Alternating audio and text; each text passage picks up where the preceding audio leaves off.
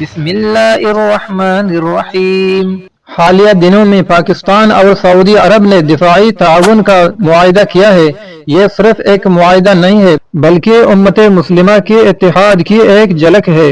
آئیے دیکھتے ہیں کہ قرآن اور حدیث ہمیں اس بارے میں کیا سکھاتے ہیں۔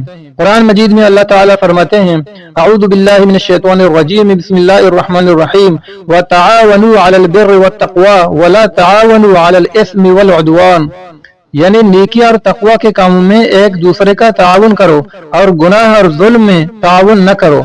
یعنی مسلمانوں کا اتحاد ہمیشہ نیکی اور انصاف کے لیے ہونا چاہیے۔ اور اسی طرح رسول اللہ صلی اللہ علیہ وسلم نے فرمایا، اللہ بندے کی مدد کرتا ہے جب تک بندہ اپنے بھائی کی مدد کرتا ہے۔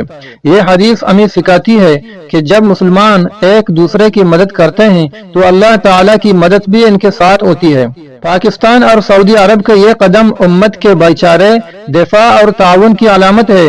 ایسے معاہدے ہمیں یاد دلاتے ہیں کہ ہم ایک جسم کی مانند ہیں، جیسا کہ رسول اللہ صلی اللہ علیہ وسلم نے فرمایا، قال رسول اللہ صلی اللہ علیہ وسلم، المؤمنون كرجل واحد ان اشتكى عينه اشتكى كله وان اشتكى راسه اشتكى كله، یعنی رسول اللہ صلی اللہ علیہ وسلم نے فرمایا، سارے مسلمان ایک شخص کی مانند ہیں کہ اگر اس کی آنکھ دکھتی ہے تو اس کا سارا جسم بے چین و مضطرب ہو جاتا ہے، اور اس کا سر دکھتا ہے تو پورا بدن تکلیف محسوس کرتا ہے۔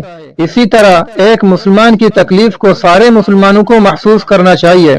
آئیے دعا کریں کہ یہ اتحاد صرف دفاعی معاہدوں تک محدود نہ رہے بلکہ امت کے ہر میدان میں ہمیں ایک ساتھ جوڑے رکھے۔ آمین۔